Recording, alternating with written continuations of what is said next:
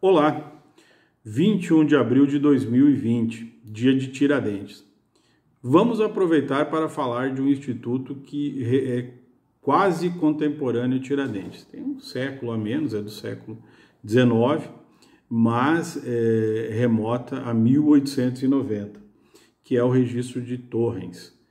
Esse registro foi criado no Brasil por ninguém menos que Ruy Barbosa, que também não o criou, ele copiou de um instituto que existia na Austrália, trouxe para o Brasil e, através do decreto 355A, se criou esse registro naquela época, logo após a proclamação da República.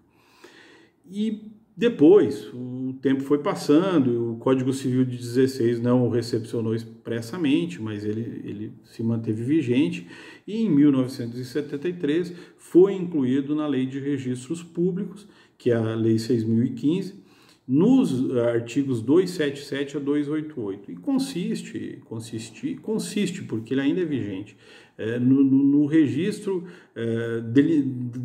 de uma propriedade rural, delimitar exatamente onde ela fica, evitar sobreposição de área, enfim, tem uma série de questões colocadas aí, só que é um processo que se inicia pelo cartório de registro, mas que tem que ter uma sentença declaratória, com a participação, inclusive, do MP.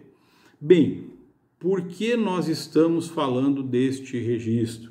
Que existe, que também nunca foi assim tão efetivo e que, após o georreferenciamento, perdeu a necessidade, porque o georreferenciamento ele cumpre essa função que seria deste registro de forma mais precisa e menos burocrática. Pois bem, nós estamos falando deste registro porque a novíssima, a recentíssima MP do Agro, a Lei 13.986 de 2020, ao tratar da documentação necessária para a instituição, para a constituição do patrimônio rural em afetação, ela praticamente transcreveu o artigo 278 da Lei 6.015, que é a Lei dos Registros Públicos e que trata deste registro, para o artigo 12, que fala na MP do Agro sobre os documentos necessários.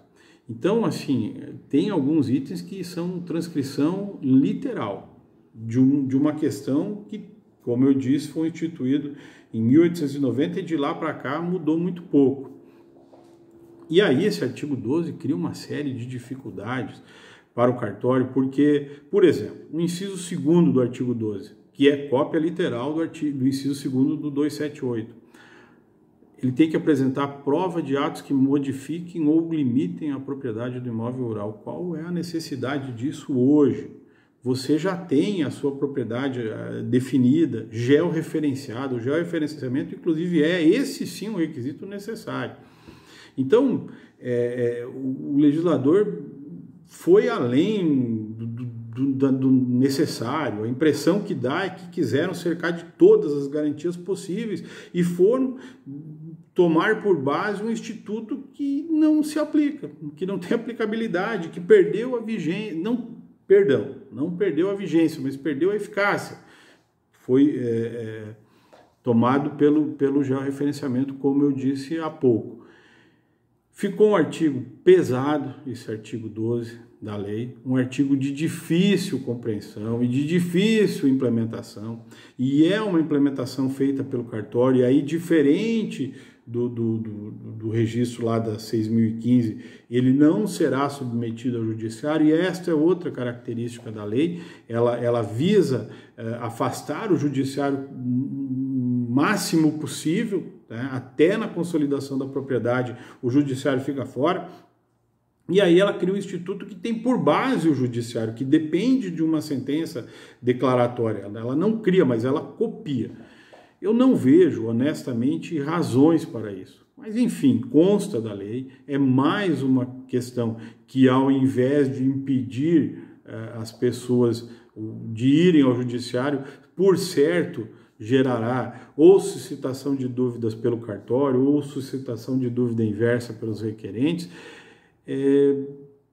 totalmente desnecessário esse tipo de inclusão, de requerer documentos que não fazem mais sentido algum. Era muito simples. O que eu preciso? Preciso da certidão da matrícula, que já vai constar que ela não tem ônus, porque se ela tiver algum tipo de ônus já não serve.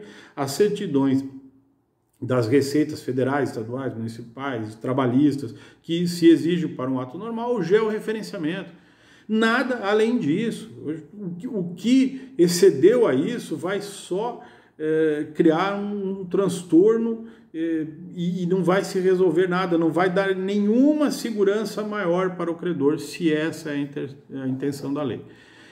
São procedimentos que serão tomados em cartórios. Cartórios, na essência, são burocráticos e tem que ser mesmo. Se a lei diz que tem que ser assim, exige esse documento, ele vai cobrar, porque se deixar para interpretação do cartório, isso certamente geraria outro tipo de transtorno e interpretações. Nós temos 8.000 ou algo próximo de 8.000 cartórios de registro de imóveis no Brasil. Então já pensou 8.000 interpretações. Enfim,